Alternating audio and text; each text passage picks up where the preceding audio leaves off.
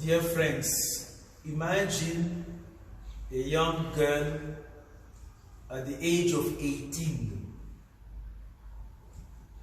from a very rich family, aristocratic family, and your parents are preparing you for marriage with an important man in your society.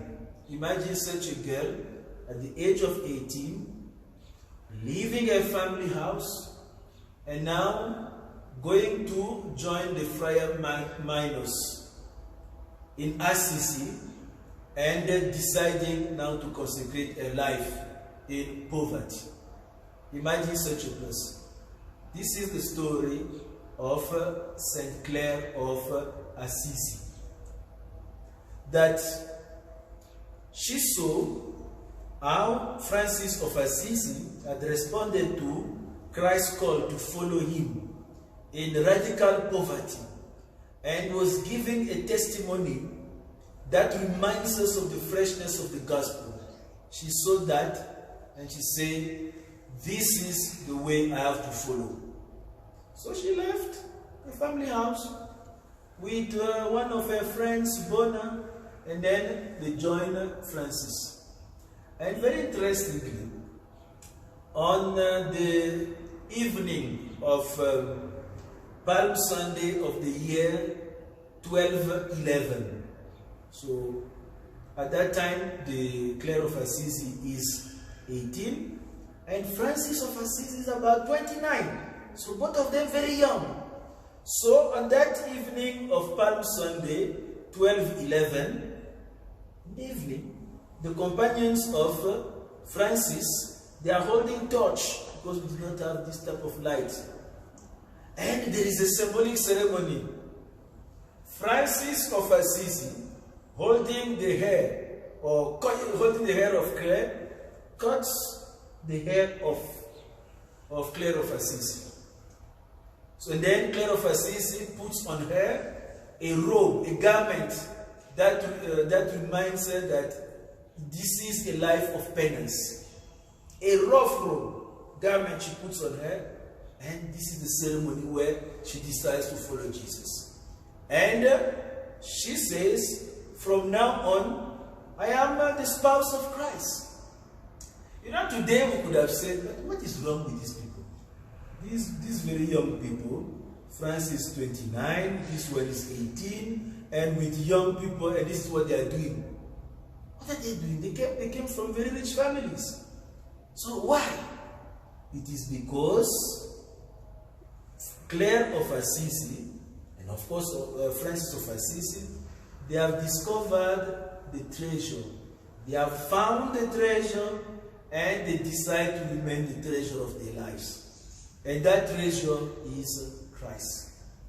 Just like we have heard in our first reading, St. Paul is telling us that when he compares the knowledge of Christ he has now, his relationship with Christ, everything else he considered as rubbish.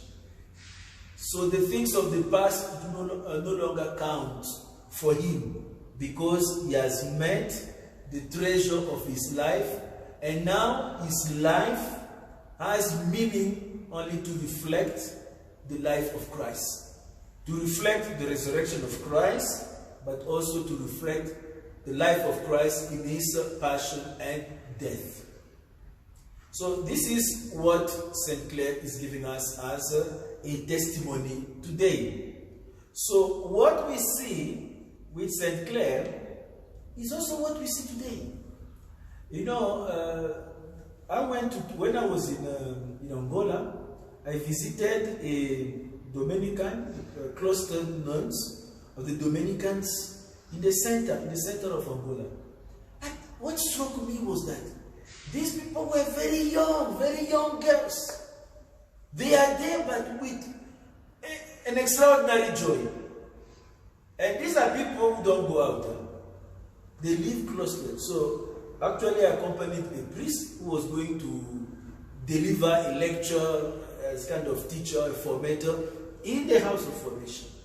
So when we were sitting, I was listening to the talk. These people were behind closed doors. So the sisters were there, we were this side. Even for the food, they brought us the food. We ate only the two of us. And in the chapel also, they have a way of sitting which separates them from the people. But it is not the physical barriers that was the problem for them, or that was the problem, or it is that for them it was not a problem. But what really struck me, it is to see these very young girls so happy that they were responding to the call of Christ. Actually, there was even one aspirant with us. So she was aspiring to join these sisters. So sometimes you wonder, this is something beyond telling. But maybe it's a waste of time, it's a waste of energy, it's a waste of life. No, it's not a waste.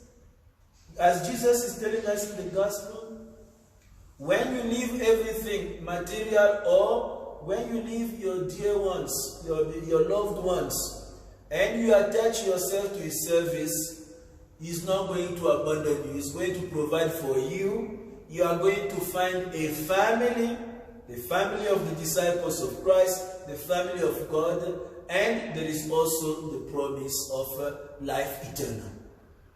So we need people like that, because it is a reminder in a society when people think that money, power, pleasure, the glory of this world, that is what matters.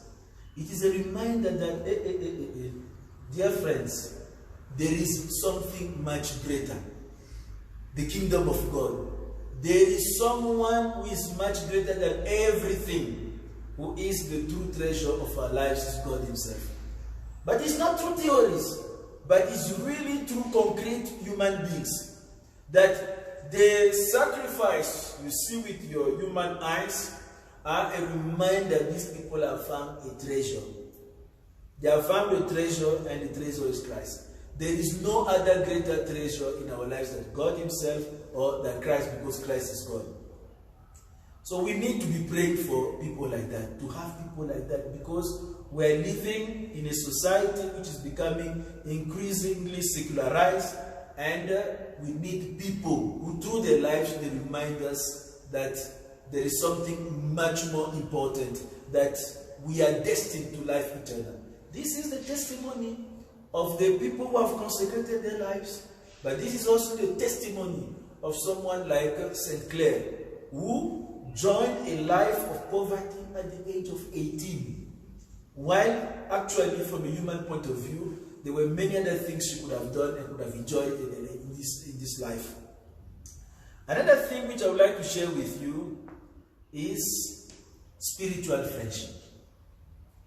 You see, if you go to Assisi, you are going to see where Francis was living, where he died and buried. You also see the church where the community of Sister Clare was. It is the places is there. But you see, these people, they were not from the same family, but they were spiritually close to each other. As I said at the beginning, it was the lifestyle of Francis that attracted Clare, and we said, no, I need to live the same life as a woman. And the friendship was deep and serious and real. And this is also something that reminds us of what we might call the contamination of holiness. You know, holiness is supposed to become pandemic. That it is a virus. Once you have it, you must contaminate others. And we should never stop the pandemic of holiness. So, what attracts people, it is the way you live. So, holiness attracts. What you live, what you experience, speaks louder than all the theories and whatever you can say. And this is how we are to preach the gospel today. That our world is in need of witnesses. Not so much masters. Okay, you can be a master on the condition that what you are teaching, you are living it, you are practicing it. And then you become a witness and people will follow you and will willingly listen to you. So there is this contamination of holiness. A young Francis, in the age of 28, 29, and then you see this young girl, 18, but the friendship will grow. And this is also a good news for all of us, that there is this contamination of holiness. The people who change the world are the saints. The people who are the true reformers of the church are not the people who are making noise, but the people who accept Christ, follow Christ, and their holiness is transparent. These are the true reformers in the church, not the people who are writing big articles about the reform in the church. If you want to reform the church, begin by reforming your own life and live a life worthy of the gospel, and then others will follow you. So to end, dear friends, we will pray in a special way for the people in contemplative life. And we tend to forget them. We focus on the priests who are in charge of parishes or who are very active, but we tend to forget that there are people we don't see. There are people who are hidden from the world, and it is actually their prayers that are keeping the church moving. So let us remember those people. You may never know about them, but they have been praying for you. There are men who are in the contemplative life. There are also women in the contemplative life. They are praying for us. And one day, if you have the opportunity, you can begin with one very interesting habit. That if you have your personal intentions, you know a monastery somewhere, send them a mass intention in this monastery. You say, okay, the sisters of this congregation who are praying somewhere, I'm sending you an intention to pray for my family, to pray for this. You may never meet them. You may never know them, but they are praying for you. They are interceding for you. Right? There are people who have been doing that. But if you have the opportunity to know a community of contemplative nuns or men, monks, if you have the opportunity, ask them to pray for you. And these people will do it in such a way that you'll be amazed. When you go to heaven, you know you see yourself. God is going to reveal to you that on that day, the blessing or the graces you receive like this, like this, like that, it was thanks for through the intercession of these people. And then in heaven, you'll be giving thanks to God. And of course, you'll be telling them also, thank you. But we still have the race. We have not yet reached heaven. So we have to race to the finish by living a life worthy of the gospel. So may St. Clare intercede for us and obtain for the church in Africa and all over the world young men and women who are consecrating their lives for Christ, especially in the contemplative life, as we need their prayers for our own mission. Amen. Amen.